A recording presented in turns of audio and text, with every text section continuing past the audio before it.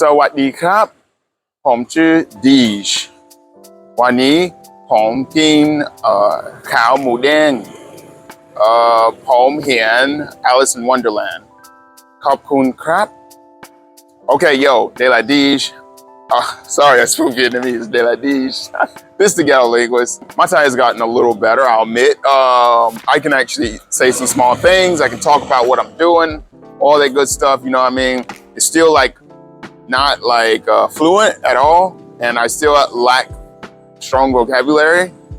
I mean, it's still trash, basically, but there is improvement. This is week 5, and I can struggle to tell you like what I'm doing, you know, I'm working, or what I did today. I went to work, you know, whatever, you know? So yes, I am improving, but there's something I want to talk about today. Besides me, besides the fact that I am improving a little bit, besides the fact that we're 5 weeks in, and the most I've gotten is that I can struggle to tell you about what I did today. And you're probably looking like, oh, how is this guy going to learn in 2 weeks? In 2 years, this is crazy. He can't even properly tell about what he's doing today. And he's been at it for 5 weeks. Like, this guy's he's a sham. He's full of it. He's not real. He's not the real deal. Well, only time will tell if I am a sham. But as I've said in a previous video, I don't know when this video will come out, I do have a channel where I talk about this same topic or whatever. I discuss the same thing, pretty much the content that I'm putting out here, I'm putting it out in Vietnamese. So, you know, there's something to the madness, you know, how a random black dude from Alabama, nowhere Alabama, can speak Vietnamese. And it ain't fluent Vietnamese. It's not like you can't say, oh, he was born and raised speaking Vietnamese. He's half Vietnamese, because I'll be saying, all throughout the video. But I do that in English too, so, you know. Anyways, there is something that I want to talk about today, actually. There's something I want to discuss today. And it's about learning a language.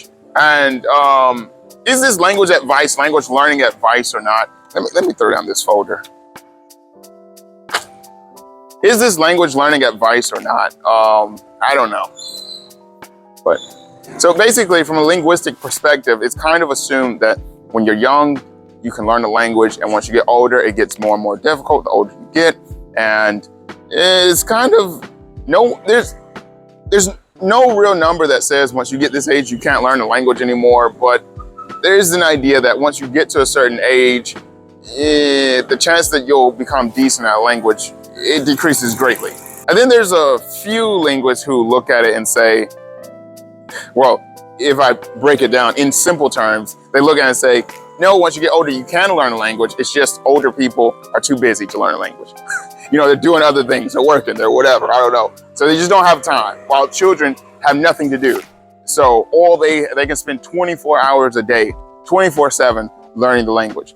Adults have work and bills and blah, blah, blah. So all this stuff gets in the way, or adults just don't want to. You know, they have more interesting things to do, whether it's watch Netflix or whatever. So they don't learn the language. I'm in the camp of, it's a little bit of both, but I lean towards older people just have other things to do. Now, it is a little bit of both. I think your mind is like your body. And as you get older, it's harder to, you know, make your body the way it was when you were younger.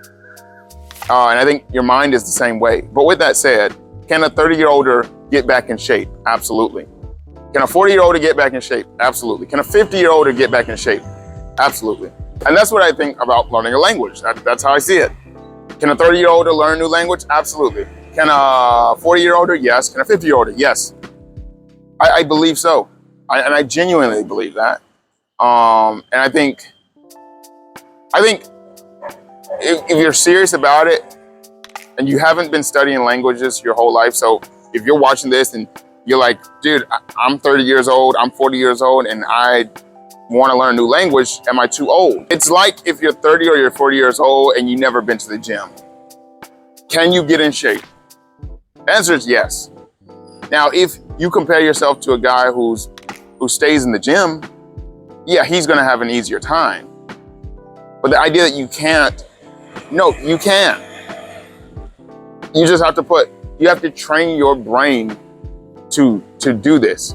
Train your brain to get out of its old habits and enter these new habits. That's all it boils down to. That's all it boils down to. So can you learn a new language at an older age? Absolutely, you can.